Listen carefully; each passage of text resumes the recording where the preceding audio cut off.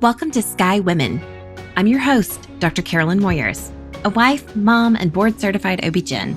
This is a place to educate, empower, and inspire. Join us each week as we share the power of women's stories. Real women, real stories, real inspiration. Put on your stretchy pants. Let's get going. Welcome, Sky community. Welcome back to another episode of Sky Women. You are going to be so glad that you showed up today because we have our first male guest. I am going to introduce to you Dr. Adam Harrison. He's a family physician, a lawyer, and leadership coach who, as a result of his own personal experiences, specializes in confidence and mindset coaching for professionals who have been on the receiving end of workplace bullying. But most recently, Dr. Harrison has started a podcast called Inspiring Women Leaders. And whenever I heard this, I had the pleasure of knowing Adam through some previous coaching that we've done through a physician business school.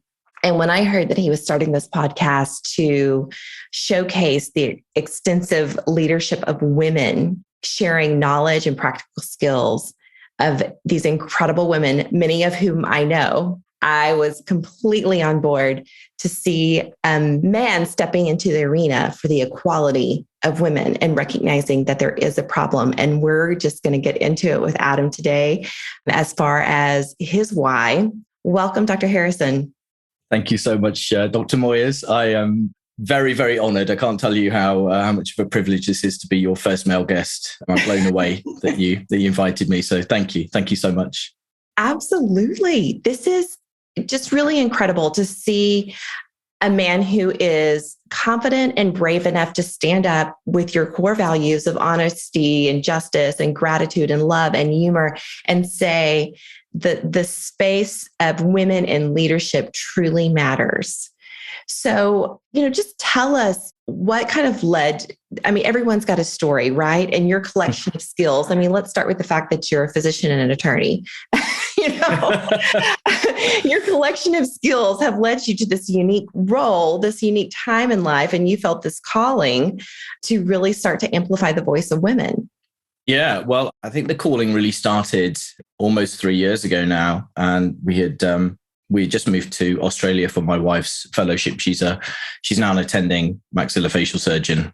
And we'd been in Australia about a month. And I remember having a conversation with a good friend of mine, a female leader, a fellow doctor. And I said, it's occurred to me that over the years, working as a doctor and working in medical leadership and, kind of through my coaching journey, I've just encountered so many incredible and impressive, inspiring women leaders. And I'd really like to highlight this and showcase this. And at the time I was talking about, we were only supposed to be in Australia for a year, but obviously the pandemic happened and we ended up being away in Australia and New Zealand for 2 years.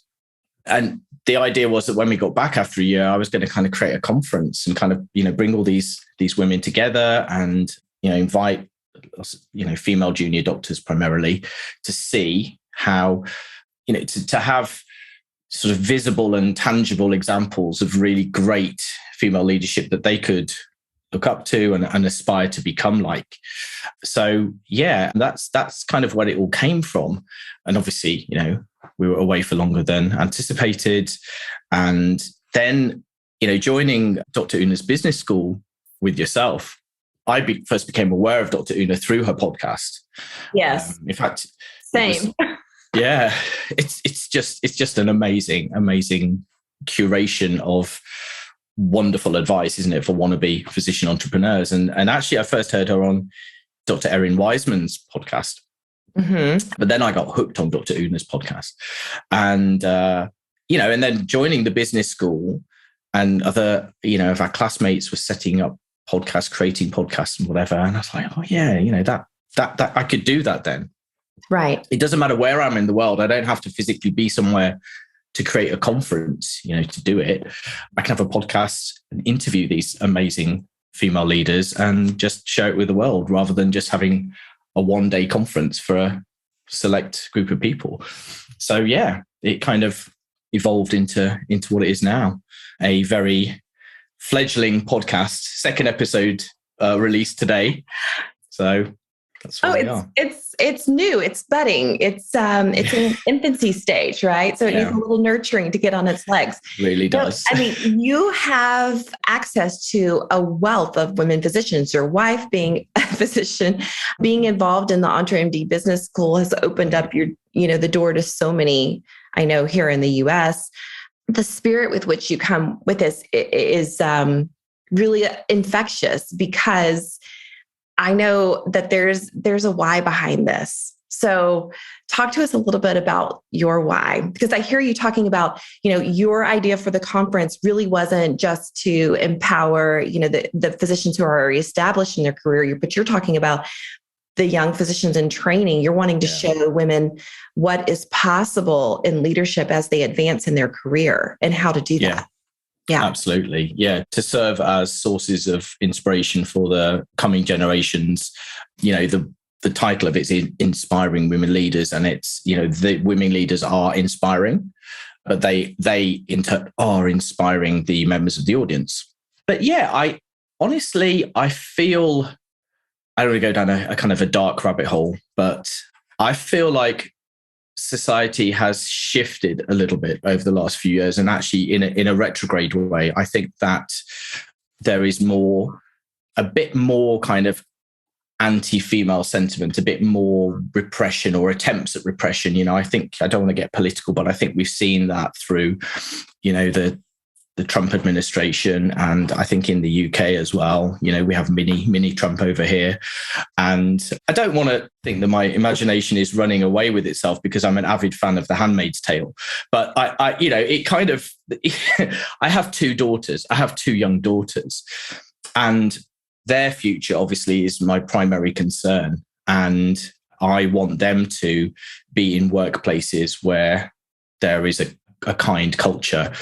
And I have found that of all the leaders that I worked with over the years, the vast majority, and obviously the female leaders were in the minority, but the majority of the better leaders were female, which says a lot for the majority of leaders who were male, that most of them were pretty average or not very good, Fascinating. Yeah. So, I think that I'm referring to Dr. Una again, but it's very fresh, my interview with her, and she talks about our legacy, and your legacy is Sky Women's Health, it's Sky Women's Podcast, and all things pertaining to that. And I guess this is my podcast is going to be part of my legacy for my daughters, to see that, our dad did his what he followed his values, he did what he felt was right, and he did his bit in his small kind of part of the world to try and help.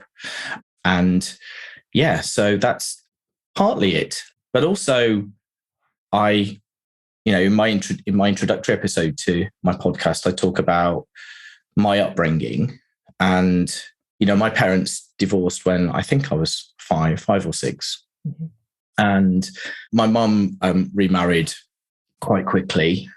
And my stepfather was working a lot. So essentially, myself and my two sisters, who were through my mum's second marriage. So, but we were very, very close, because we're all my mum's kids.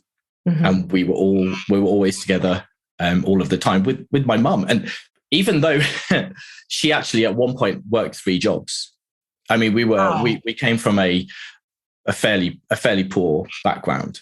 Mm-hmm. And, I was the first person to go to university in the family. So, but despite that, she was around for us all of the time, and she really nurtured us. So it almost felt like we were being brought up exclusively by my mum. Okay. Yet she was able to, kind of do all these other things and contribute to the household financially and so on as well. So, my mum was a real inspiration to me from the early days.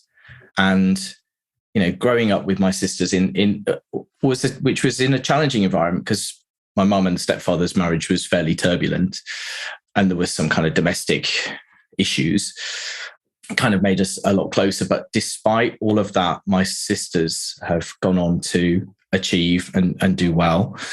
And then, I guess it was almost preordained that I ended up marrying my wife because she comes from a similarly kind of working class and challenging, but in a different way, challenging background, but in a different way. She's a daughter of Pakistani immigrants. She was born in the UK, but she's a daughter of Pakistani immigrants. So that comes with its own challenges. Sure. But to see her and hear her story has been equally inspiring. To follow her career over the decades now, but over the years, despite everything, despite being a mum of 2 kids, taking time out to do her master's in medical education and various fellowships and things, and to achieve and to be as well regarded, revered, respected as she is by everyone in the workplace whose lives she touches, from her patients to all of her colleagues, from the most kind of low grade clerical assistant up to chief executives and people like that. Anyone that she interacts with, they can't fail to be impressed by her, because she's just down to earth and an amazing team player, and really caring. It's funny, the unit that she's now attending in, where she was a trainee for a few years, the attendings at the time, who are now obviously her immediate colleagues, they were always very keen for her to come back, because they felt like she was the mother hen. She's like one of the only female member of staff of her grade in the unit. And so she used to organize them and sort them out. And they're just lazy boys, basically. And she would just kind of get all their ducks in a row for them. Sure. Sure. I love, Adam, how you talk about your wife. I mean, it's obvious that you adore her, and that her strength really inspires you as well. But what I'm drawn to in that story is being a mom of 4 and knowing what it takes to have a career and to do a fellowship and, all of these things.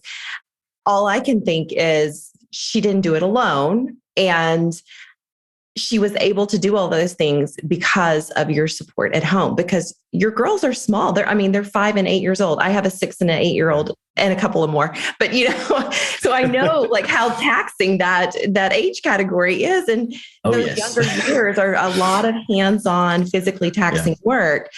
And so it's really amazing whenever I see a man who is willing to step up. I mean, my husband plays that role in our family. Yeah. Yeah. I mean, I guess there is stepping up, although, I guess it's sort of stepping into a role, which is just normal and natural for me. I mean, we always wanted to bring our kids up ourselves. We have, fellow doctor colleagues who are friends, who have nannies and au pairs and things like that, who, pretty much raise their kids. We never wanted to be parents like that. So it's finding a way where, we could both work in the way that we wanted to and raise our kids. And it is really, really tricky. And as well as stepping up and stepping into, there was an element of stepping back, because when I qualified as an attorney, and I was passed the bar exam in October 2014, and there was a big decision to be made then, because my wife was on a very well established training pathway, that was heading in the direction of attending, and it was an inevitability that she would get an attending position. Mm-hmm. And I was right back on the bottom rung of a legal career. And, I was like, well, I'm going to be working, I'm going to be given briefs at midnight the night before, and I'm going to be up all night, kind of reading these papers, and I'm going to have to be in some far-flung county court in 8 a.m, for absolute pittance of a pay that doesn't even cover your train fare to the court, kind of thing. And, can I do this, as a real newbie at the kind of inception of my career? Is that really compatible? Whose career is more important? Who's we going to put first, whilst being mindful of the fact we want to raise our kids ourselves? And I just said, well, look, I can do other things with my legal qualifications, and as it was, I ended up using them as a way to get into medical leadership roles. But, I just said to her, you are on the established pathway. And, she has a degree in dentistry and a degree in medicine. Right. Like 10 years as an undergrad, and then all the junior doctor training. And it's like, yeah, I feel like you need to run with your career dream and I will figure it out. And that worked well. I could be flexible, more flexible.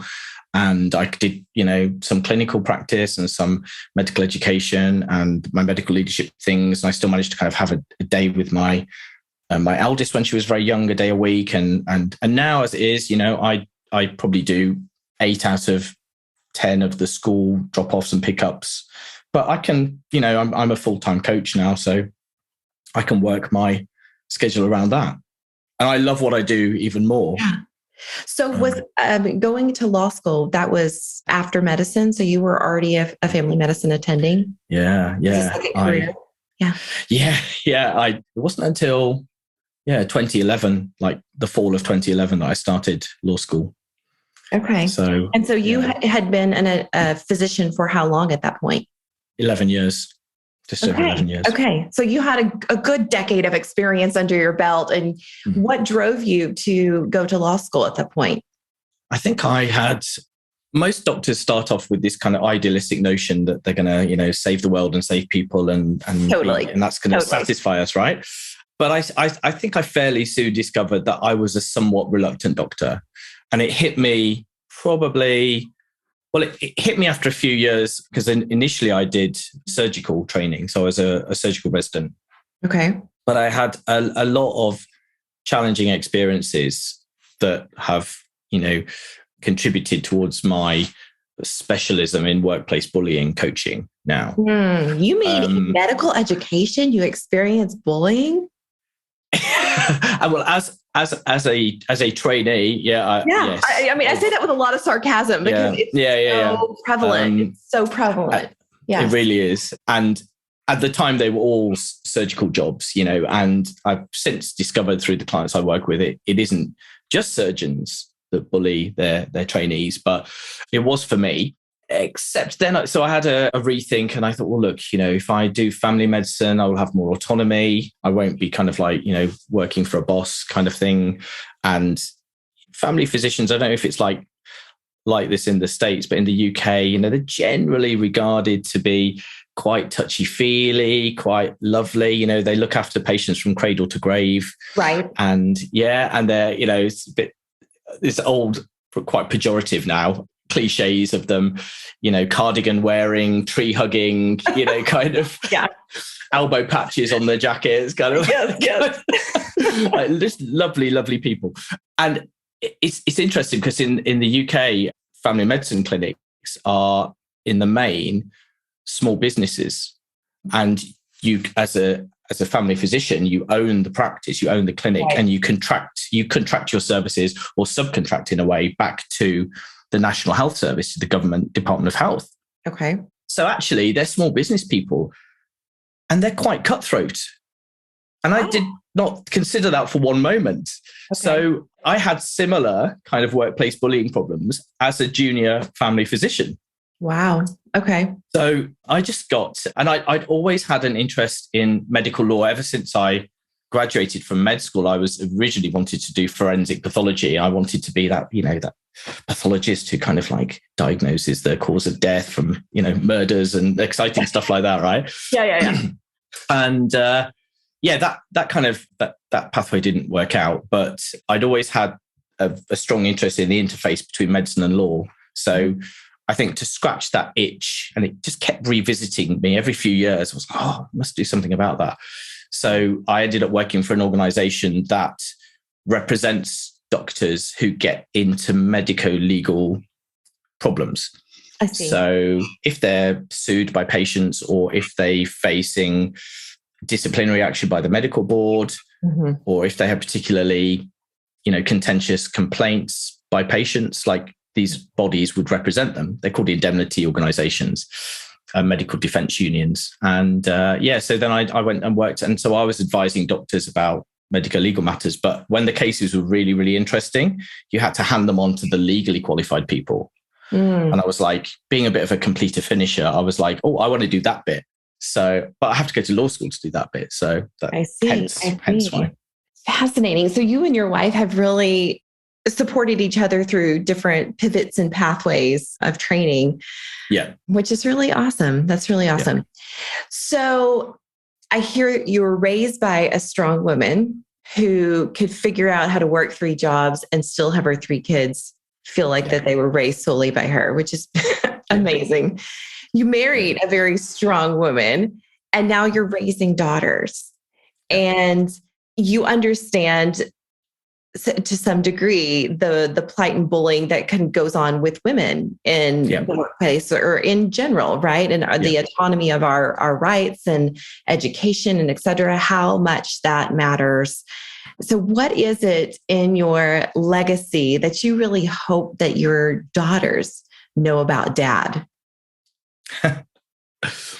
Well, I hope, as I said before, that they know that through my podcast and my wider work, because I like to work with organizations and help their leadership cultures become kinder and less toxic, that I kind of, contributed towards kinder workplaces and less workplace bullying, and to, raise the profile of women leaders, because there are some incredible female leaders who are just overlooked. And I was having a conversation only yesterday with a chair of an allergy department in the US who's a client. And, she was talking about this culture of, all the male attendings and the male CEO kind of like fist bumping each other when they meet up and, going for beers together. And she's like, yeah, don't have a seat at that table. And, interviewing one of our classmates, Dr. Dawn Sears, who talked about, being at one of the very few chairs of hepatology in the States at that time. And it's a national hepatology conference where she was a keynote speaker and panelist. And there were 10 of these panel members on the stage answering questions. And she was the only female. And at the end of the event, the 9 male colleagues were like, so we're all going to go down the bar. Let's go and have some beers and whatever. We'll see you tomorrow, Dawn. Not even, invite her, or she might not want to come. She probably won't want to come, kind of like them making assumptions, but, not even thinking to invite her, just assuming that, or actually perhaps more deliberate than that, just excluding her. Right. And so that really bothers me. And so to kind of do my bit to say to my daughters that I've helped with this culture so that, those 10 panel members on a stage would be 5 and 5, and they would all go for a meal together afterwards, or at least everyone will be invited. But, so you want to level the playing field so that they have a seat at the table. For sure. And also to inspire them to go into leadership, and to, as a coach, to kind of give them some skills that maybe some of their peers don't have in terms of growth mindset, emotional intelligence, values-driven leadership, that kind of stuff. Beautiful. That's beautiful. I love it. So I want to chat with you about something that came up at a recent conference for female physicians. So I've been to 2 this spring, and both incredibly beautiful. You mentioned Dawn Sears. So she was one of the founders of the Authenticity, Courage, and Empowerment for Women Physician Conference, which I had the pleasure of speaking at, and just phenomenal human being. But when I was at Pinnacle Conference for female physicians just recently, there was a discussion about effective negotiations. And when we were talking about negotiating it as a female, whenever we play like the men, right? So we play that male role and we're negotiating like a man, it doesn't come across well. And so we were given these new suggestions to play into the female stereotypes. So the feminist in me is a bit like, balking at this idea, but I want to hear your thoughts on it. So they said, whenever we're negotiating, that we should be kind and caring, using those nonverbal cues, body language, tone of voice, do it with a smile, active listening, reflect back what we hear. We should think about the community and how what we're asking for positively affects the community around us, whether that's our department or our practice or whatever. And number 3 was to collaborate, not command. So keep in mind, in a negotiation setting, like we're asking for something we need, or we're advocating for something that either we personally need or we feel like our department needs or whatever. And we're not supposed to be commanding, but we're supposed to collaborate and maybe reflect back. How does this look to you? Like a simple open-ended question. And so it's interesting that people are looking at this. Studies have come out and they're saying that as a female negotiating, we really need to play into these female stereotypes to negotiate effectively and get what we need or want. Yeah. Interesting. Firstly, I think that the approach that you've described there is the approach that everyone should be taking, whether they are male or female. Okay. So I'm a huge fan of kind leadership, compassionate leadership, servant leadership, inclusive leadership, and negotiating is a skill that leaders have to use all the time. Right. So rather than labeling it as female skills or female traits or something like that, like that's the kind of stuff I would do. Okay. Like I'd be smiling. I mean, I'd be being kind and pleasant and courteous and civil and not being aggressive and not being a command and control authoritarian person, because someone who kind of like bangs the table at a negotiation, I'm sorry, they can just do one. They're not getting anything from me. That negotiation is not going well. Right. Everyone needs to say calm and kind. It doesn't equate to passive though. Okay. So I don't think the kindness and assertiveness are mutually exclusive. Okay. Right. So, and I know there's that really awful kind of judgment that's sometimes made that a woman who's assertive is a bitch. Mm-hmm. Whereas if a man does it, they're just being assertive. Mm-hmm. That's BS. Mm-hmm. Assertiveness is assertiveness, whether you're male or female. So I think you have to be kind in these situations, and you have to be, all of the kind of emotional intelligence things that we talk, like you have to be self-aware, you have to be empathic, you have to be able to regulate yourself and regulate your emotions and so on, and not kind of be a command and control jackass at the negotiation table. So I would be, far from them being traits that you should encourage just female leaders to adopt. They should be traits that everyone should be encouraged to adopt, but not at the expense of assertiveness, because you have to maintain your boundaries, draw your lines, say no when you want to say no.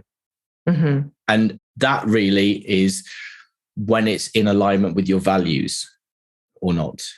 Right. So I remember as a senior resident, my junior telling me a story about something that an intern had said. And it's something that I had said in the past. And he's like, yeah, but she's not Moyers. You can get stuff done because you say it with a smile. And I always kept that in the back of my head as I went off to, as an attending, because he was right. Like I lead through enthusiastic leadership, and I'm going to do it with kindness. I'm going to say it with a smile, and they're going to buy in because they're like, okay, yeah, just kind, let's do it. Yeah. But I think that's I think it's a generally good human skill or trait to have. If I want to persuade someone of something, or I want to influence something in a way that a direction I want things to move, because that's in alignment with my values, like if it's something to do with a colleague or a work-related matter or something to do with patient care or something, I'm going to do what I can to get my own way in for something I believe is right. Mm-hmm. And I'm gonna kill with kindness. I'm gonna, schmooze and be nice and friendly. So that we can't possibly say no to that guy. He's so nice. I don't know what's wrong with that. Yeah. It's a great tactic for men and women. Yes. Agree. Well, Adam, it's been such a pleasure having you on. Thank you so much for lending your expertise, your allyship for the equality of women and leadership of women, and for your accent. It's lovely. Well, can't do much about that, but I'm glad you like it. Please tell my guest where they can find you and where they can listen to your podcast. Yeah, thank you. So it's Inspiring Women Leaders. And I did do a little bit, it's called Inspiring Women Leaders. I did do a bit of research beforehand before I named it, but there are a few podcasts with a similar title. So you just have to probably put my name, Inspiring Women Leaders, Dr. Adam Harrison, in to find it. But it's on the Buzzsprout website currently, and it's on Spotify currently. Apple are kind of dragging their feet a little bit at the moment, but it will be on Apple, I'm sure. So so Inspiring Women Leaders, hosted by me. My website is www.dradamharrison.com, DRADAMHARRISON.com. I'm on LinkedIn quite a lot, just as Dr. Adam Harrison. And I'm on all the others, Facebook and Instagram and Twitter, but to greater and lesser extent. You're all the places. You're in all That's true. Yeah. But I'm spread too thinly. I have to. That's how it feels. I don't have a VA. Yes. Yeah. So you need an assistant at this point. Well, thank you so much for joining us. This has been a pleasure. Until next week, be well.